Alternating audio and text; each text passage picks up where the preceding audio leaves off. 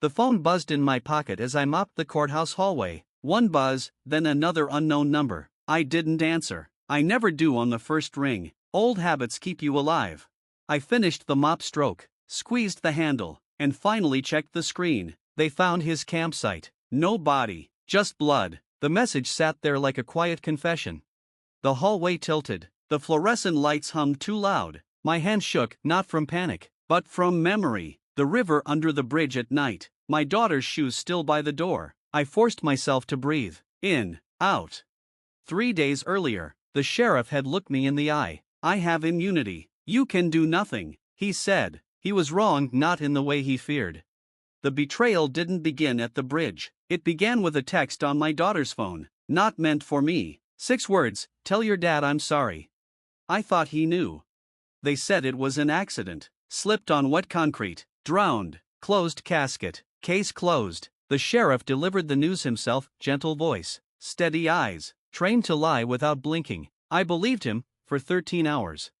Then I charged her phone. Messages poured in like delayed screams, promises, apologies, fear, and one name repeating like a stain that won't wash out. His brother.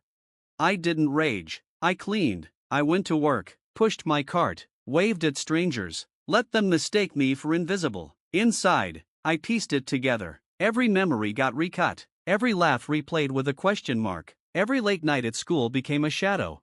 Quietly, I gathered the evidence, phone logs, time stamps, location pings, old contacts, either loyal or afraid. Helped, the truth assembled itself, grooming, threats, meetings by the river, a final 30-second call cut short by impact. The DNA test confirmed what I already knew. His brother's skin under her fingernails. Proof doesn't scream, it whispers, but whispers travel farther than gunshots. I waited, not for anger, not for grief, for numbness, absolute emptiness. Then I asked for the meeting. The sheriff agreed, confident. He sat across from a man in janitor's boots, untouchable, unaware. I slid the folder across the desk. No words, no threats, just paper. He opened it. His face collapsed in fractions, first confusion, then recognition, then terror as patterns emerged. This isn't. It is, I said. He looked at me like he was watching his reflection drown. You don't understand. If this goes public, I lose everything. I stared. You already did. 48 hours later, the news broke not about my daughter, but about him, about his brother, about years of buried complaints, rerouted budgets, sealed evidence, selective amnesia. The betrayal wasn't just what his brother did, it was what the sheriff did to his badge, his oath, the line between justice and corruption. He called that night. I didn't answer. I was busy scrubbing floors that now trembled with his every step. Tuesday, charges against the brother mysteriously dropped. Insufficient evidence. Wednesday, the brother went hiking alone. Thursday, search and rescue found the campsite. Blood on rock, torn fabric, no body, another accident. The universe has a sense of humor. I do not.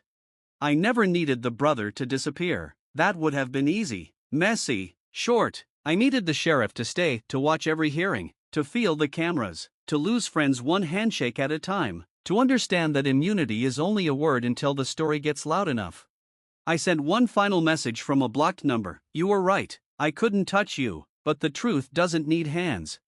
At night, I still hear the river, still see my daughter's face in reflections that aren't there, but the rage is gone, replaced by something colder, quieter. The sheriff is alive, breathing, exposed, and I am still cleaning floors in a building that trembles when he walks through it.